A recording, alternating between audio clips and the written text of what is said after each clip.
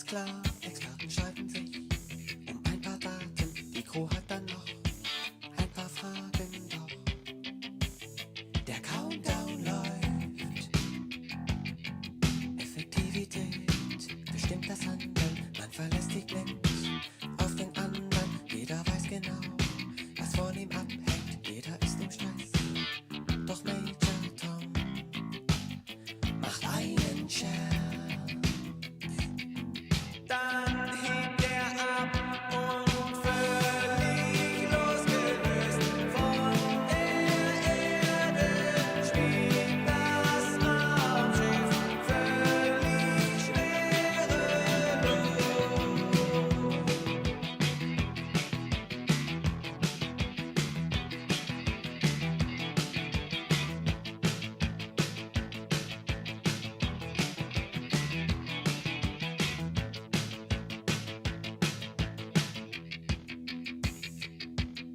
Die Erdanziehungskraft ist überwunden, alles läuft perfekt.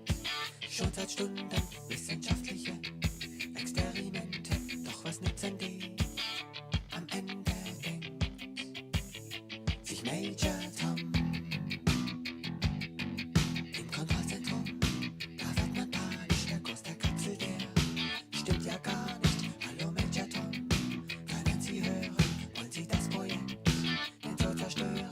Doch er kann nichts hören.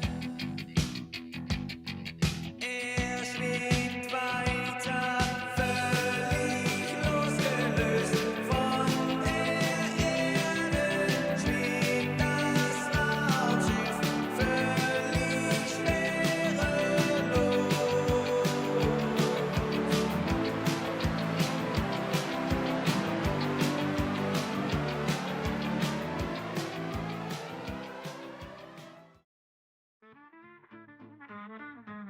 Not sure what the Germans were thinking when they made this thing.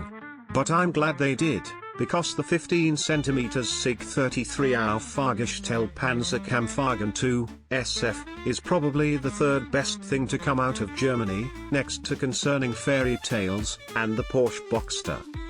They took a 15 cm, 150 mm, heavy infantry gun, which fired a high explosive shell with enough explosive filler to entirely destroy enemy bunkers, encampments, and fortifications, not to mention the several hundred pieces of shrapnel that would harm soldiers within an impressive radius.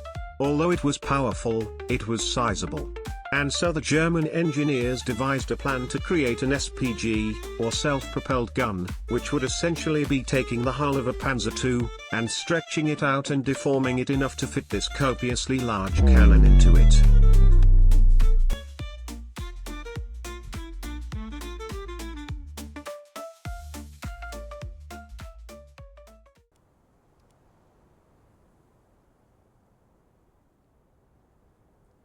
The Sturmpanzer II was fielded primarily in the African campaign.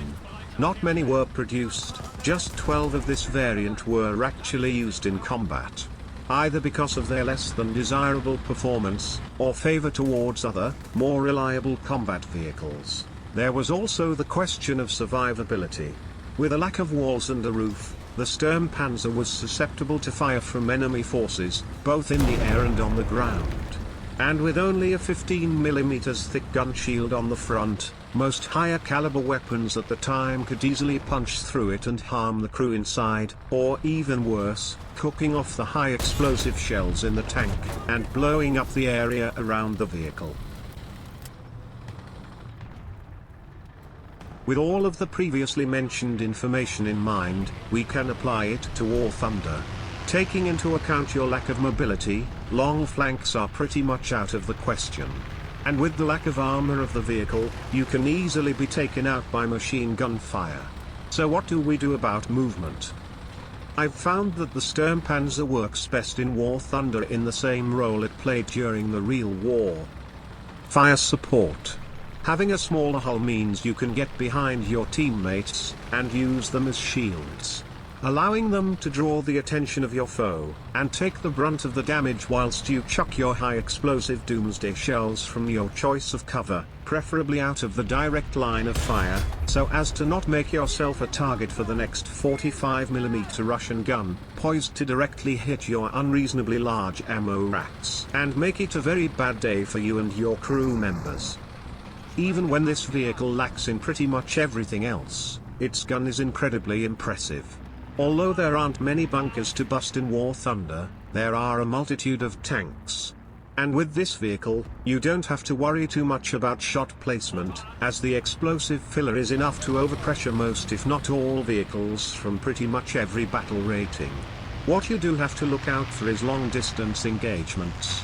Using the rangefinder is extremely helpful until you can master the concept of arching shots, which at this point you become a power player on the field, a true one-man force of inescapable destruction.